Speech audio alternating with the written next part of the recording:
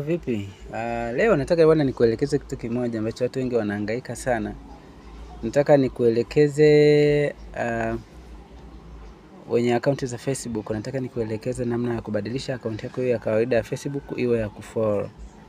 Kwa sababu akaunti ya kawaida ya Facebook ina add friend, alafu ina limit ya watu ambao nataka kuwa nao marafiki. Kwa mfano, Facebook account ya kawaida inatakiwa kuwa na marafiki wasiozidi 5,000 tu, inaishia hapo.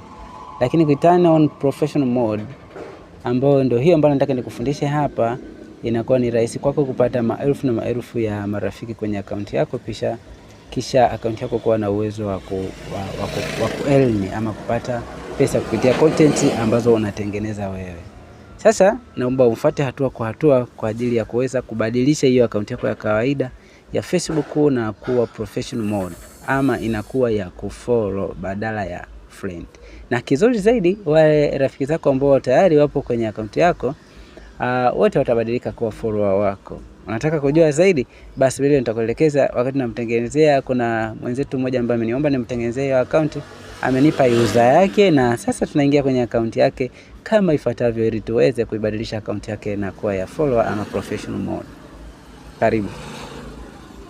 Tunaenda kwanza kwenye na pia ni shauri tupende sana kutumia Facebook ile ya kawaida, achana na Facebook Lite. Tupende kutumia sana Facebook ya kawaida. Mimi nitaingia kwenye Facebook ya kawaida. Tayari nilikuwa nisha login. Kwa hiyo itaingia hapa, itakapoingia maana yake ndio pale ambapo nilikuwa nimeishia. Haya, akaunti yake ni hii hapa. Mwenzetu ambaye ameniomba nimrekebishie iwe ya kufollow. Baada ya kufunguka hivi, kisha login, wewe utajua simu yako uta login. Kisha login, basi utakuja kwenye picha yako pale, kwenye picha yako mkono wa kushoto pembeni kabisa pale kwenye picha.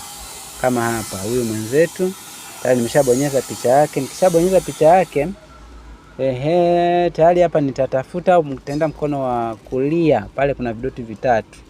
Mkono wa kulia vidoti vitatu. Nikishabonyeza hapo kwenye mkono wa kulia vidoti vitatu, nitaletewa pale juu kabisa pale kuna follow set. Cha pili kuna turn on professional mode. Cha tatu ni meta verified. Huku kwingine tutakuja tuelezane siku nyingine. Mimi nataka leo tuende hapa kwenye follow pamoja na turn on professional mode.